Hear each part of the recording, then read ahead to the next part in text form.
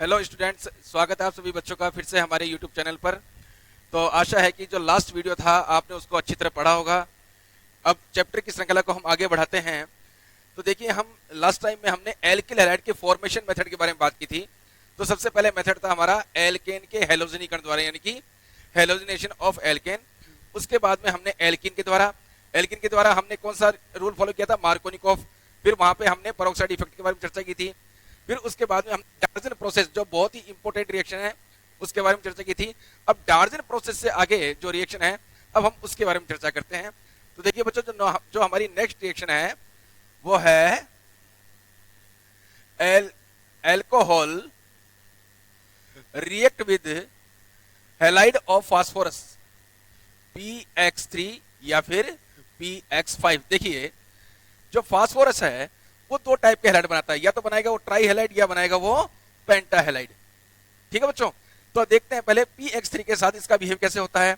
तो alcohol react with phosphorus try halide, या यहां पे हम एग्जांपल के फॉर्म में क्या लेंगे, PCl3 phosphorus trichloride and produce RCl और बाई प्रोडक्ट होगा H3PO3।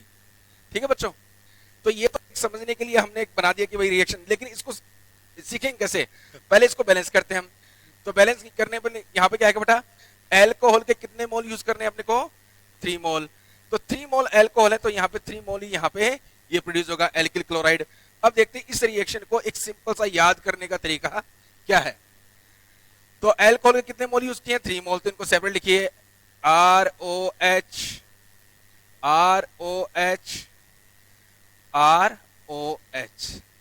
प्लस रिएक्टेंट कौन है और PCl3, तो PCl।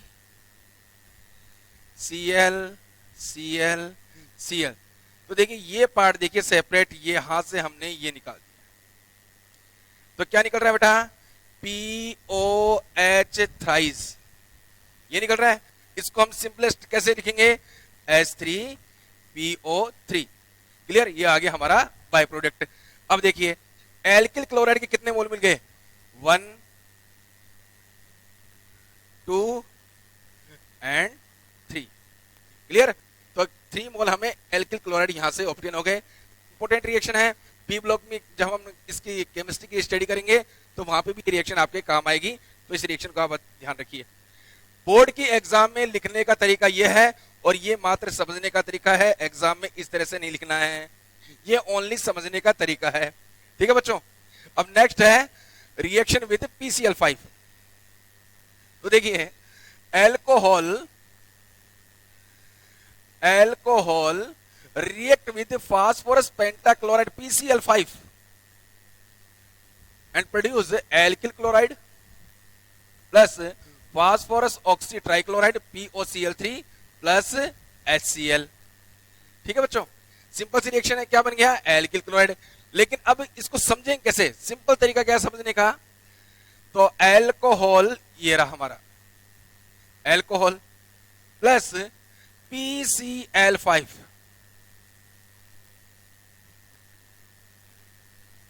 Cl। अब देखिए यहां से हमने क्या सेपरेट किया, एल्किल क्लोराइड। देखिए ध्यान से, ये आपको क्या दिखाई दे रहा है, POCl3 पूरा सेपरेट दिखाई दे रहा है, ये हो गया POCl3। और बच्चों ये क्या है, HCl। ठीक है, तो ये जो तरीके होते हैं वो रिएक्शन को ओनली सिंपल करने के तरीके होते हैं। बाकी बोर्ड की एग्जाम में जो मेन कॉपी होती है उसमें रिएक्शन को ऐसे लिखा जाता है, ये ओनली समझने का तरीका है। ठीक है, अब नेक्स्ट रिएक्शन में चलते हैं। तो बच्चों हमारी नेक्स्ट रिएक्शन है एल्कोहल रिएक्ट विद, तो यहां पे हमने लिख दिया रेड फास्फोरस यानी कि लाल फास्फोरस प्लस X2। तो पहले बच्चों इसकी स्टोरी को समझिए कि यहां पे इनका क्या है काम।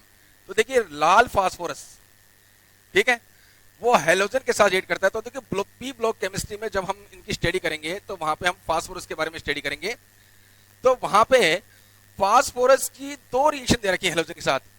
एक वो रिएक्शन जहां पे हेलोजन अल्प मात्रा में है, ठीक है, लेस अमाउंट में है, और एक वो रिएक्शन जहां पे हम हेलोजन को एक्सेस अमाउंट में यानी कि आधिक्य में यूज करेंगे। तो बच्चों ध्यान रखना, कि अगर हेलोजन अल्प मात्रा में है, इसका लेस अमाउंट है, तो यहां पे प्रोड्यूस होगा PX3। ठीक है, अगर एक्सेस अमाउंट में है तो यहां पे प्रोड्यूस होगा PX5। तो अब यहां पे हेलोजन के बारे में कोई इंफॉर्मेशन है नहीं, लेकिन आपको ध्यान रखना है कि लाल phosphorus plus X2 halogen arrow के ऊपर लिखा हुआ है, तो इसका मतलब है यहां पे हमने इसको लेस अमाउंट में यूज किया है, अल्प मात्रा में।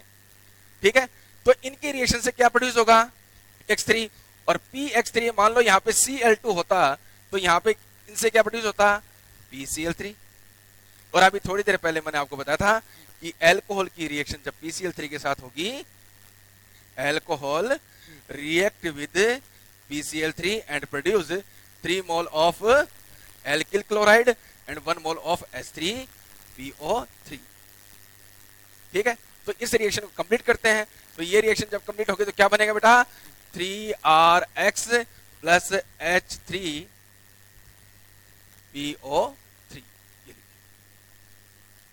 ठीक है बच्चों, तो अल्कोहल के द्वारा जितने भी मेथड थे जिससे हमने एल्किल हैलाइड का फॉर्मेशन किया है वो यहाँ पे कंप्लीट हो चुके हैं। और इनमें भी सबसे इंपॉर्टेंट पार्ट कौन सा था अपना डार्जेंट रिएक्शन का। ठीक है, वहां पे रिएक्शन डायरेक्ट पूछ सकते हैं और उस पर संक्षिप्त टिप्पणी यानी कि शॉर्ट नोट भी लिखवा सकते हैं। तो उसकी कल हमने बढ़ाई भी की थी और हमने उसकी कुछ लिमिटेशन यानी कि कुछ सीमाओं के बारे में चर्चा की थी।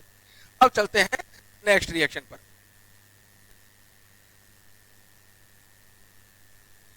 तो नेक्स्ट जो रिएक्शन है बच्चों वो है हेलोजन विनिमय यानी कि हेलोजन एक्सचेंज मेथड, यानी कि मेरा हेलोजन चला गया आपके पास, आपका हेलोजन मेरे पास, यानी कि दो रिएक्टेंट के बीच में हेलोजन का क्या हो जाएगा एक्सचेंज हो जाएगा। तो नेक्स्ट जो रिएक्शन है वो है हेलोजन विनिमय।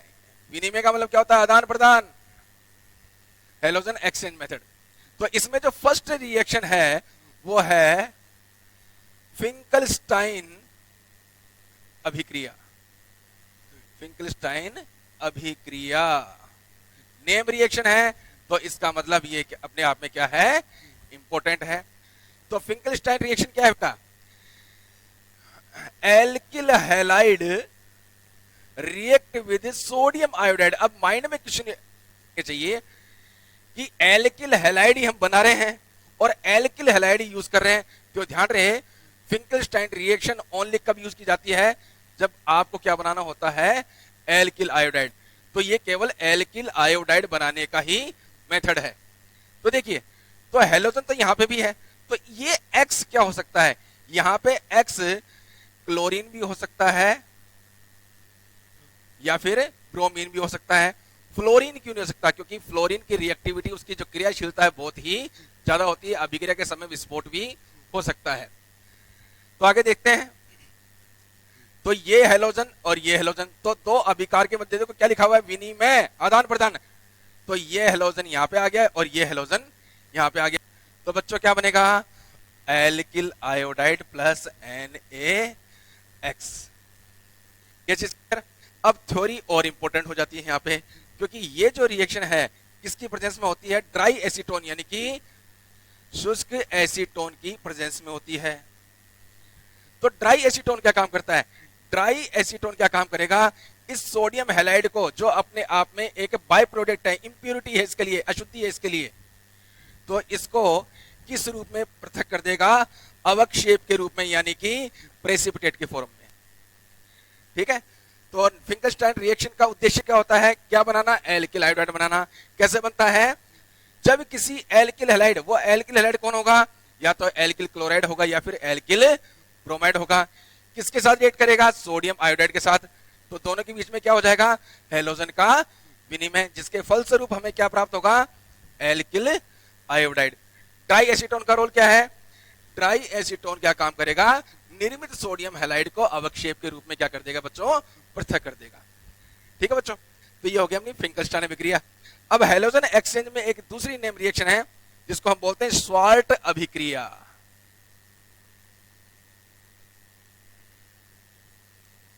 स्वार्ट अभिक्रिया, तो देखते हैं स्वार्ट रिएक्शन क्या है। तो स्वार्ट रिएक्शन का मेन एम क्या रहेगा, इससे हम क्या बनाने वाले हैं एल्किल फ्लोराइड। पहली चीज तो माइंड में रखिए, जिस तरह से फिंकलस्टाइन रिएक्शन का उद्देश्य क्या था एल्किल आयोडाइड बनाना, उसी तरह से स्वाट रिएक्शन का एम क्या रहेगा, एल्किल फ्लोराइड को बनाना। तो alkyl halide react with metallic fluoride like silver fluoride. हमने यहां पे एक मेटेलिक फ्लोराइड ले लिया, इसका नाम क्या है, सिल्वर फ्लोराइड। अब ये वाला जो हेलोजन है वो कौन हो सकता है, तो यहाँ पे एक्स क्लोरीन भी हो सकता है, ब्रोमीन भी हो सकता है, आयोडीन भी हो सकता है। तो क्या होगा बेटा, दोनों के बीच में क्या हो जाएगा, हेलोजन का विनिमय, आदान प्रदान। तो इसका हेलोजन इसके पास, इसका हेलोजन इसके पास। तो बताइए बच्चों, एल्किल फ्लोराइड बना नहीं बना? ठीक है, सिंपल सी रिएक्शन है। तो हेलोजन एक्सचेंज की दोनों ही रिएक्शन नेम रिएक्शन है और बहुत ही इंपॉर्टेंट है। नेम रिएक्शन का बोर्ड की एग्जाम में बहुत ही एक अच्छा पार्ट आता है, 2 या 3 नंबर का आपसे पूछते हैं वो। अब नेक्स्ट जो मेथड है अपना एल्किल हैलाइड को बनाने का, वो है एक नेम रिएक्शन हुंस-डीकर अभिक्रिया। हुंस-डीकर अभिक्रिया। तो देखिए, हुंस-डीकर अभिक्रिया में हम कौन सा अभिकारक यूज करेंगे, उसका सूत्र कैसे बनता है वो देखिए आप। तो यहां पे हम लेंगे मोनो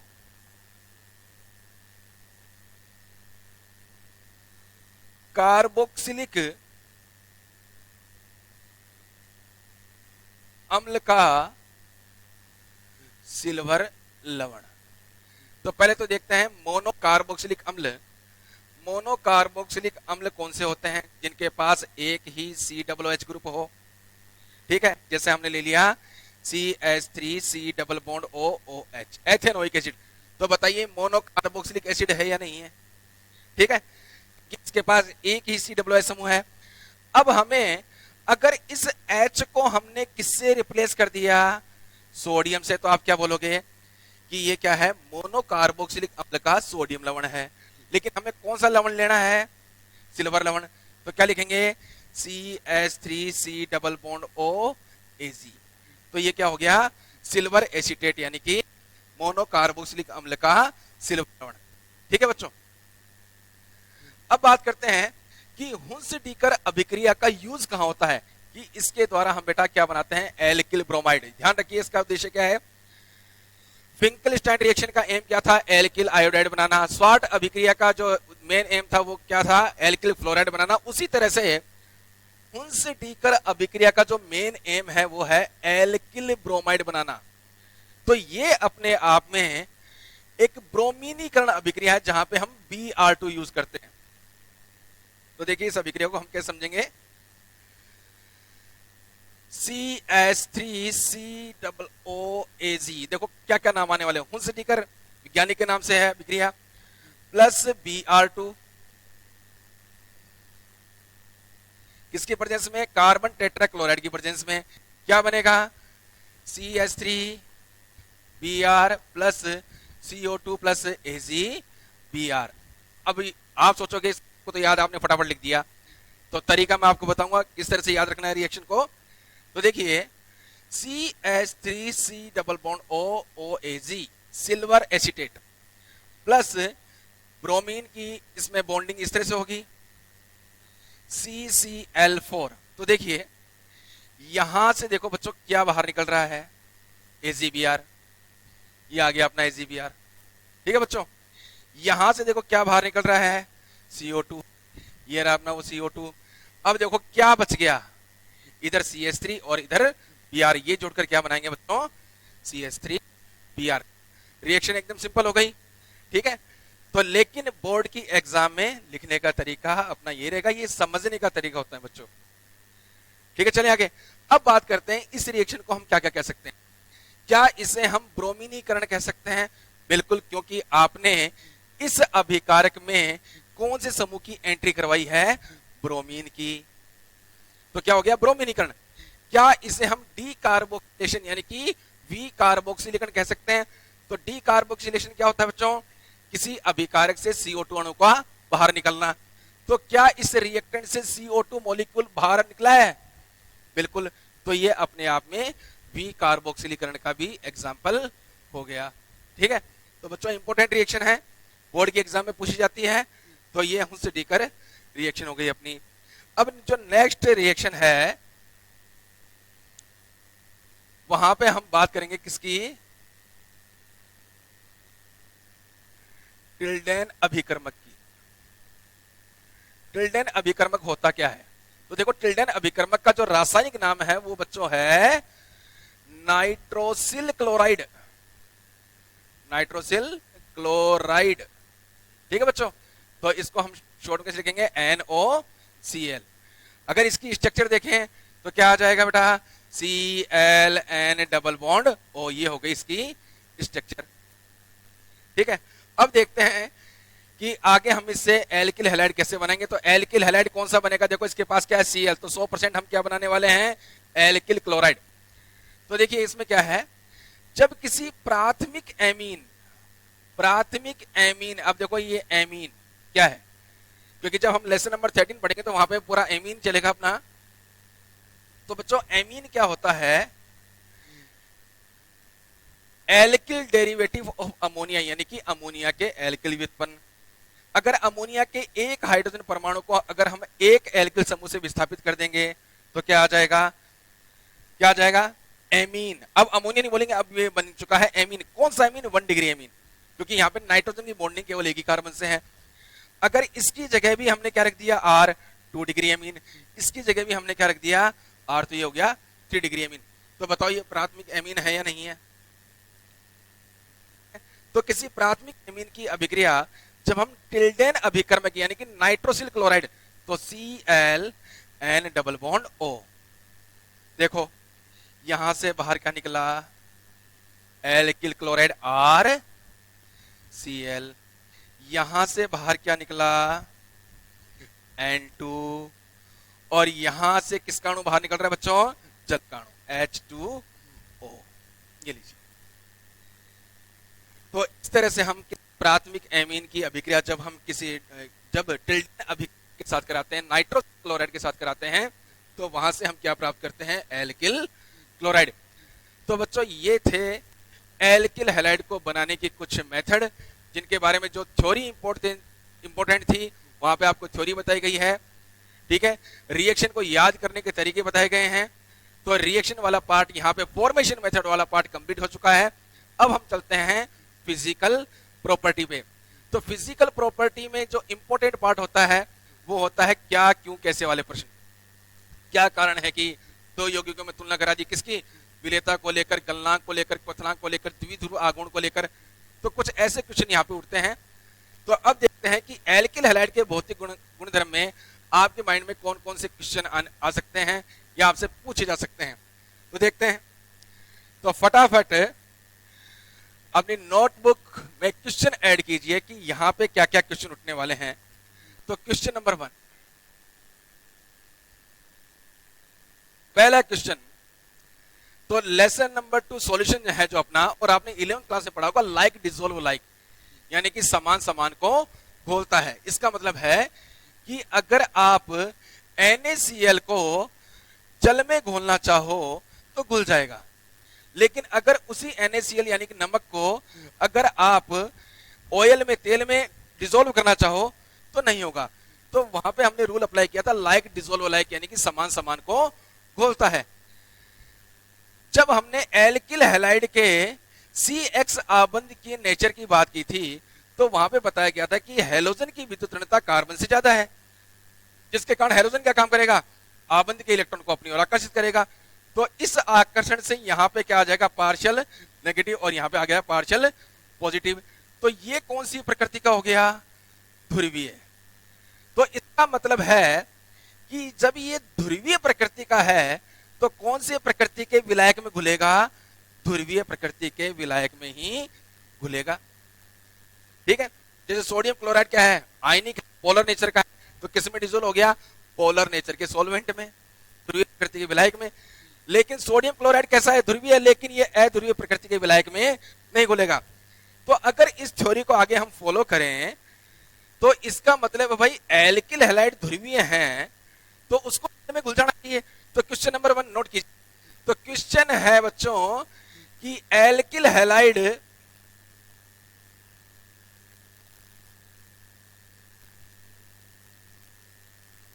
ध्रुवीय होते हुए भी जल जैसे ध्रुवीय विलायक में अल्प विलय या अविलय होते हैं। तो देखिए बच्चों, क्वेश्चन क्या है कि alkyl halide polar nature show करता है, फिर भी वो वाटर जैसे पोलर सॉल्वेंट में पार्शियल सोल्यूबल या इनसोल्यूबल क्यों है, क्या रीजन है? तो कहीं ना कहीं उस सिद्धांत का यहाँ पे खंडन हो गया है, लाइक डिसॉल्व लाइक का। तो देखिए बच्चों, क्या होता है कि अगर हम एल्किल हैलाइड और वाटर मॉलिक्यूल के बीच में रिएक्शन की बात करें तो क्या होना चाहिए कि ये वाला मॉलिक्यूल एचएस मॉलिक्यूल बाहर निकल जाना चाहिए और क्या बन जाना चाहिए, एल्कोहल प्लस एचएक्स। ठीक है बच्चों, लेकिन किसी भी रासायनिक अभिक्रिया में आपने 10th से पढ़ा होगा, जब कोई रासायनिक अभिक्रिया होती है तो अभिकारकों के मध्य पुराने बंध टूटते हैं और उत्पाद के रूप में नए बंध बनते हैं। तो क्या बंध अपने आप टूटते हैं? नहीं, बंध को तोड़ने के लिए आपको एनर्जी प्रोवाइड करानी पड़ती है, उसको देनी पड़ती है। ठीक है बच्चों, तो देखिए, तो यहाँ पे आपको कौन कौन से बंध तोड़ने पड़े? एल्किल हैलाइड का जो CX बॉन्ड है उसको ब्रेक करना पड़ा। इसके अलावा HOH इसके बीच में जो ये बॉन्ड है उसको ब्रेक करना पड़ा। और आपने 11th क्लास में क्या पढ़ा था कि वाटर मॉलिक्यूल भी आपस में हाइड्रोजन बॉन्ड से एसोसिएट होते हैं। तो इस वाटर मॉलिक्यूल को सेपरेट करने के लिए आपको उस बॉन्ड को भी तोड़ना पड़ेगा। ये चीज क्लियर? तो अब देखिए, और इसके अलावा एक अट्रैक्शन फोर्स और काम कर रहा है, यहाँ पार्शियल नेगेटिव है, पार्शियल पॉजिटिव है। फिर दूसरा एल्किल हैलाइड मॉलिक्यूल है, पार्शियल नेगेटिव पार्शियल पॉजिटिव। तो यहाँ पे भी आयनिक अट्रैक्शन फोर्स है, तो इसको भी सेपरेट करने के लिए इस फोर्स को ब्रेक करना पड़ेगा। तो कुल मिला के आपको कितने फोर्स को ब्रेक करना पड़ रहा है? 4। तो मान लीजिए एनर्जी हो गई E1 plus E2 plus E3 और E4। ठीक है बच्चों, तो आपने 4 एट्रैक्शन फोर्स को ब्रेक करने के लिए आपने इसको 4 एनर्जी दे दी। ठीक है, आफ्टर रिएक्शन अब आपने एनर्जी दे दी और बॉन्ड ब्रेक हो गए और रिएक्शन हो गई। अब रिएक्शन के बाद में बॉन्ड का फॉर्मेशन हो गया। कौन से बॉन्ड का फॉर्मेशन हुआ? जो R और O के बीच में है, H और X के बीच में है। जब बॉन्ड ब्रेक होता है तो एनर्जी एब्जॉर्ब होती है, क्योंकि आपने अगर कोई चौक वगैरह हाथ में है तो उसको ब्रेक किया तो आपने एनर्जी दी और चौक ने एनर्जी एब्जॉर्ब की, जिसके कारण वो टूट गया। ठीक है, तो ये तो है एब्जॉर्ब एनर्जी। जब बॉन्ड का फॉर्मेशन होता है, जब बॉन्ड बनता है तो एनर्जी एब्जॉर्ब नहीं होती, एनर्जी रिलीज होती है, उत्सर्जित होती है। तो यहाँ पे जो रिलीज एनर्जी है वो मान लिया E1 डैश और यहाँ पे मान लिया हमने E2 डैश। अब यहाँ पे स्टोरी आपके सामने आ गई। ये लाइक वाला रूल यहाँ पे टूटा कैसे? तो देखिए बच्चों, सपोज कीजिए कि कोई बच्चा IIT की तैयारी करने के लिए कोटा चला गया। ठीक है जी, और कोटा जाकर गलत संगत में गिर गया और वो बिगड़ गया। ठीक है जी, तो अब बात करते हैं, तो कोटा की जो कोचिंग क्लासेज हैं वो पेरेंट्स को फोन करते हैं, जी हाँ जी आपका बच्चा फेल हो गया। ठीक है जी, फेल कैसे हुआ? क्योंकि वो क्लास में आता ही नहीं था। तो अब बात करते हैं कि अब वो बच्चा घर पे आता है, अपना बैग वैग पूरा सामान पैक करके। ठीक है, और पेरेंट्स को उसके बारे में पता है कि मेरे बच्चे ने वहां पे जाके कितनी लापरवाही की है। ठीक है, तो सबसे पहले तो पापा तो तैयार रहेंगे। तो जैसे ही वो बेल बजाता है वो अंदर आता है, तो अंदर आते ही बताइए उसका स्वागत किस तरह से होगा? स्वाभाविक है, पिता तो लग जाएंगे धनाधन। ठीक है, माता बीच में आती है, आगे भी लग गई। यानी कहने का मतलब गुस्सा 7वें आसमान पर था। लेकिन 6-7 घंटे बाद में क्या हुआ? पिता गुस्सा भी है। तो पिता ने उस बच्चे को दिए कितने? 10,000। कितने रुपये? 10,000। कि नालायक इस घर से निकल जा, तेरी कोई जरूरत नहीं है, ये ले और तू कहीं निकल, लेकिन जिंदगी में कभी शक्ल मत दिखा। यानी गुस्सा इतना था, क्योंकि बेटा विश्वास जब माता पिता का टूटता है तो बच्चा ही टूटता है। माता पिता टूटते तो कभी भी अपने माता पिता का विश्वास कभी मत तोड़ना। ठीक है, तो अब देखिए, अब क्या होता है कि वो 1 महीने बाद घर पे आता है। 1 महीने बाद पिता ने कितने रुपए दिए? 1000 रुपए दिए। तो 1 महीने बाद घर पे आया तो या तो उसके पास यूं, या तो वो इस अवस्था में लौटेगा, या वो इस अवस्था में। हमने 3 सिचुएशन कल्पना में ले ली। तो बात करते हैं कि 1 महीने के बाद में वो घर का दरवाजा नॉक करता है और उसके जेब में इतने रुपए हैं। तो बताओ पिता क्या करेगा? वापस क्या करेगा कि 10,000 दिए, 10,000 खर्च करके 1 महीने बाद वापस आ गया, तो क्या पिता उसको घर में रहने की इजाजत देगा? नहीं देगा, उसे तुरंत वापस घर से बाहर निकाल देगा। माइंड में रखना, अभी इसको जोड़ेंगे उससे विलेता सही। अगर ये इतने रुपए वापस लेकर आता तो पिता क्या सोचेगा? क्या सोचेगा कि बच्चा 1 महीने घर से बाहर रहा है, इसने अवश्य कुछ ना कुछ कमाया है, जिसके कारण उसने खुद का पालन पोषण किया है, और जितनी राशि मैंने उसको दी थी वो मुझे लौटा रहा है, यानी कि बच्चे में सुधार आ गया। तो उस स्थिति में पिता बच्चे को घर में रखेगा, संभावना है पूरी है। लेकिन बच्चों, अगर वो बच्चा इस स्थिति में आता है तो पिता का सिर गर्व से ऊपर उठ जाएगा और बोलेगा कि आज मेरे बच्चे को कमाना भी आ गया और बचत करना भी आ गया। तो बताओ, इस स्थिति में 100% संभावना हो गई। तो अब देखिए, यहां पे है ये दी गई ऊर्जा, ठीक है, और ये है मुक्त ऊर्जा। क्लियर? जब दी गई ऊर्जा का मान ज्यादा है और मुक्त ऊर्जा का मान कम है, तो बताओ वो बच्चा घर में टिकेगा या नहीं टिकेगा? नहीं टिकेगा। तो उसको बच्चे को मानिए आप विलायक, और वो विलय, और उस घर को मानिए आप विलायक। तो बताइए, क्या इस स्थिति में विलायक विलायक में घुलेगा? नहीं घुलेगा। तो पहली चीज यहाँ पे कंसेप्ट क्लियर हो गया कि अगर गिवन एनर्जी की वैल्यू ज्यादा है और फ्री एनर्जी की वैल्यू कम है तो सोल्यूट सॉल्वेंट में डिसॉल्व नहीं होगा। बस वही केस था अपना किसमें? यहाँ पे गिवन एनर्जी की वैल्यू ज्यादा है और फ्री एनर्जी की वैल्यू कम है, ठीक है। पुराने आकर्षण बल को तोड़ने के लिए जितनी ऊर्जा दी गई थी उनका मान ज्यादा है, और नए आकर्षण बल को बनाने के लिए जितनी ऊर्जा मुक्त हुई है उसका मान कम है। इसलिए एल्किल हैलाइड ध्रुवीय होते हुए भी जल जैसे ध्रुवीय विलायक में क्या होते हैं? अविलेय या अलविलेय होते हैं। तो अब माइंड में बच्चों कंसेप्ट आ जाना चाहिए कि दिया गया विलय कौन से विलायक में विलय होगा। तो कब होता है? जब या तो दी गई ऊर्जा का मान किसके बराबर हो? मुक्त ऊर्जा के बराबर हो, या फिर दी गई ऊर्जा का मान कम हो और मुक्त ऊर्जा का मान ज्यादा हो। केवल उन्हीं परिस्थितियों में दिया गया विलय दिए गए विलायक में विलय होगा, ठीक है बच्चों। तो क्वेश्चन क्या था बच्चों कि एल्किल हैलाइड ध्रुवीय होते हुए भी जल जैसे ध्रुवीय विलायक में अल्प विलय या अविलय क्यों होते हैं? तो ये तो समझाने का तरीका था। लिखने का तरीका क्या है कि एल्किल हैलाइड को जल में विलय करने के लिए अत्यधिक ऊर्जा की आवश्यकता होती, जिसके कारण वो जल में अविलय या अल्पविलय होते हैं। अब ज्यादा ऊर्जा कहाँ देनी पड़ी उसके बारे में मैंने आपको बता दिया, क्योंकि वहां पे आपको 4 टाइप के अट्रैक्शन फोर्स ब्रेक करने पड़ते हैं। तो उस स्थिति में दी गई ऊर्जा का मान ज्यादा होता है और नए आकर्षण बल के फलस्वरूप मुक्त ऊर्जा का मान क्या होता है? कम होता है, ठीक है बच्चों। तो फिजिकल प्रॉपर्टी में जो पहला क्वेश्चन था बहुत इंपॉर्टेंट है, ठीक है। आज के लिए बच्चों इतना ही। स्वस्थ रहिए, व्यस्त रहिए, मस्त रहिए और पढ़ाई से लगातार जुड़े रहिए। धन्यवाद बच्चों।